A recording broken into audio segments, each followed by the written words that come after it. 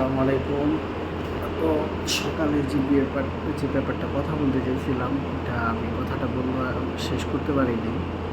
তো ভাবলাম ঘুমানোর আগে আমার এটা বইলা নেওয়া দরকার। আসলে যে গুরুত্বপূর্ণ কথাটা আমি বলতে পারিনি। যাই হোক, এখন রাত হয়ে গেছে অনেক, প্রায় 4টা বেজেইছে। কিছু 10 মিনিটে শেষ করে দিই। তো যে জায়গায় ছিলাম, আমার যে এখন যে পরিস্থিতি, হ্যাঁ, আমি ফেসবুকে ফেসবুকে না, টিকটকে, ইউটিউবে আমি ভিডিও আপলোড করতেছি, হাসি খুশি সবই দেখা যাইতেছে। আসলে একটা ডার্ক সাইড আছে, হ্যাঁ। আর হাসি খুশি ওটা তো নিজেকে উৎসাহ দেওয়ার জন্য করি। অনেকে অনেক কিছু মনে করতেছে যে মনে রং লাগছে বা কি আসে বিষয়। শুনি কি আমার এলাকার মানুষ জানে আমি খুব বিপদগ্রস্ত আছি এই মুহূর্তে। তো এই জায়গায় আমার ভালোবাসার মানুষও আছে অনেক। আমরা ছোটো থেকে একসাথে বড় হয়েছি, আমরা একে অপরকে অনেক ভালোভাবে বুঝি। তো এই কারণে কি অবশ্যই এই কারণেই তাদের কষ্ট লাগে আমার পরিস্থিতির কথা মনে হইলে বা জানলে, বা আমার অসুবিধায় আছে এই কারণে খারাপ লাগে। আর যারা কি বলে, যারা দুর্নাম সমালোচনা করে, হ্যাঁ, ওরা ওরা চায় যে মানুষ শেষ হয়ে যাবে আর কি। চায় না, তবে এটা ওদের খুব ভালো লাগে সমালোচনা করতে। কিছু কিছু মানুষের খুবই ভালো লাগে, হ্যাঁ। এখন আমি জানি না, তো সেদিন আমার ফ্রেন্ড, আমি যার সাথে কাজ করি, রফিক, তো আমি ওর কাছ থেকে নাম জিজ্ঞেস করিনি, কারণ এইসব মানুষের নাম জিজ্ঞেস করে আমি কী করবো। আমি মনে মনে হাসি যে আমি যখন হায়াত মলে যাই, তখন আমার ফ্রেন্ড আর কি বলতেছে যখন টিকটক করতেছি তো একটা ডান্স মার। তো আমার সত্যি কথা বলতে, আমার মন খারাপ থাকলে আমি একটু হাত পা লাড়াচাড়া করি। লাড়াচাড়া বলতে কয়েকটা একটা ডান্স দিয়ে দিই, তুই কেমন পারিস। তো আমার বলছে, আমি একটু চেষ্টা করছি, তো আমি ওইরকম করছি। তো আবার ফেসবুকে ওটা আপলোড করছে। তো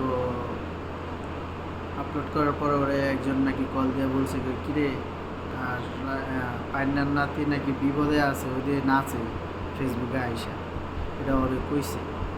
তো আমি ভাবি যে এরকম অনেকেই কইছে যারা আমার চিনে আর কি, এরকম অনেকেই কইছে।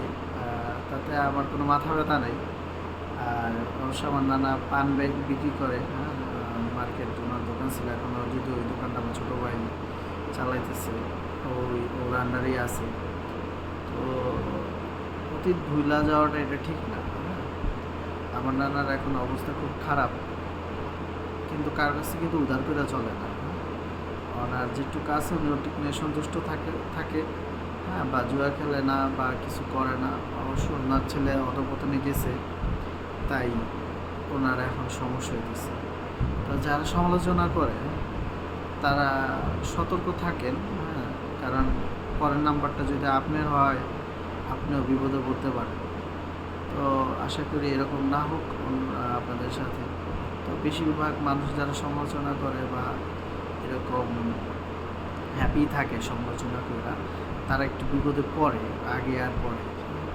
যাই হোক, ওটা আমার কথা না। এখন আসলে আমার যে ব্যাপারটা, হ্যাঁ, আমার যে ব্যাপারটা হইতেছে কি, আমি ওই জায়গায় ওই ভিডিওতে কথা বলছি যে যারা সৌদি আরব কাজ করে, মাসে 1 লাখ টাকা কাজ করে বা 80,000 বা 70,000 সাপ্লাইতে, ঠিক আছে, তারা নিজের ফ্রি ভিসায় যারা কাজ করে। তো এটা বলাটা কতটা রাইট, আসলে কি দুঃখজনক একটা ব্যাপার হইতেছে কি, ইতিমধ্যে সৌদি আরবের রেট চলতেছে, কঠিন রেট চলতেছে। আপনার বাতা, হারা, সোলাই, এদিকে আপনার প্রচুর মানুষ আর কি অবৈধ মানুষ আছে, ওদেরকে গ্রেপ্তার করে বাংলাদেশে পাঠায় দেয়। তো এখন এই জন্য কাজের খুব সংকট চলতেছে। আসলে 4টা বাজেছে, আর আমি আমার ঘুম ধরতেছে না আর কি, কথাগুলো না শেয়ার করলে। আমি ভাবতেছি কেউ নাই কোনো জায়গায়, আমি কথাগুলো রিল্যাক্সে বলতে পারবো। আসলে ক্যামেরার সামনে এসে কথা বলতে অনেক লজ্জা করে, আবার খুব আনইজি ফিল হয়। এটা কাটলে হয়তো বা খুব ভালো হতো, অবশ্যই কাটে যাবো, আমি কথা আগে দিয়ে যেতেছি। তো টিকটকে ইদানিং দুইটা ভিডিও আইতেছে যে একটা প্রবাসী আপনার মারা গেছে, গাছের সাথে লটকায় ঝুলা পড়ছে। হ্যাঁ, এই ভিডিওটা সামনে আইতেছে। আরেকটা হইতেছে আপনার রুমের ভিতরে দরজা আটকে ফাঁস লাগায় মারা গেছে। তো আসলে একজন মরছে, আরেকজন দেখছে। হ্যাঁ, যেটা সামনাসামনি দেখা এক জিনিস, হ্যাঁ, আর যেটা ভিডিওতে দেখা এটা অন্য জিনিস। যদি বাংলাদেশি বসে দেখতাম হয়তো বা জিনিসটা অ্যাভয়েড করতাম, কিন্তু আসলে না ওনার যে কষ্টটা, ওনার যে ফিলিংসটা না, এটা না মনের ভিতরে টাচ করে গেছে একদম। যে মানুষটা কতটা হতাশ হইলে, মানুষ কতটা ডিপ্রেশনে থাকলে এরকম একটা সিদ্ধান্ত নিতে তার হাত পা বুক কিচ্ছু কাঁপে না। যে যাদের জন্য, যাদেরকে খুশি করার জন্য বিদেশ আইছে, তাদেরকে রাইখে আবার পরকালে যাওয়ার জন্য সে প্রস্তুত হয়ে যায়। কীরকম একটা মানসিক চাপ, মানসিক টর্চার হইলে মানুষ এরকম একটা সিদ্ধান্ত নিতে পারে যে আসলে আমি আর এই দুনিয়ায় থাকতে চাই না, আমি এই দুনিয়ার মায়ের ত্যাগ করতে চাই। আমি আমার সন্তান, আমার স্ত্রী, আমার মা বাবা, ওয়াইফ, হ্যাঁ, সবাই খুশি রাখার জন্য আমি আমার আরামের বিছনা, আরামের জায়গা আমি ত্যাগ করে এই বাংলাদেশ ছেড়ে আমি সৌদি আরব আইছি। অথচ এই দালালের পাল্লায় পইরা এই দালাল আমার কাজ দিল না, আমার এতগুলো টাকা ঋণ, এতগুলো টাকা কিস্তি আসে, আমি এগুলো দিতে পারি না। আমি প্রত্যেকটা মানুষ বাংলাদেশের আমি খুব ভালোবাসি, তাদেরকে আমি জবাব দিতে পারতেছি না যে আমি কী করতেছি সৌদি আরব। কিন্তু অথচ দেখেন ওই মানুষটার কিন্তু কোনো দোষ ছিল না।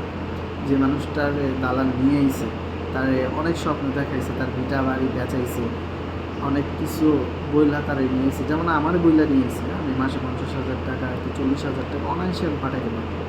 অথচ দেখেন আমি কি এই যে আমার যে গায়ের এই হুডিটা দেখতেছি না, এটা কোম্পানি বলতে আমি যে কাজ করি তার লোগো একটা, হ্যাঁ, এটা আমার সিল আর কি।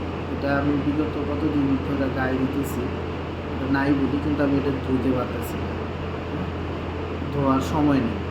হ্যাঁ, এটা 2 শুধু আবার করতেই হবে। আর যদি লন্ড্রিতে দিই 3 রিয়েল, 3 রিয়েল কথা না, কথা আমি আগাইতেছি।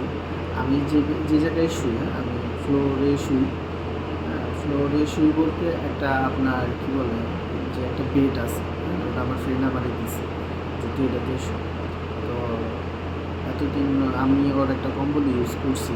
তো বিগত কিছুদিন গরম ছিল, তো ততটা খারাপ লাগে না, হয়তো বা কম্বলটা দিয়ে আমার শুয়ে যেত। কিন্তু বিশ্বাস করেন আজকে কয়দিন হয়েছে, 3 দিন আজকে।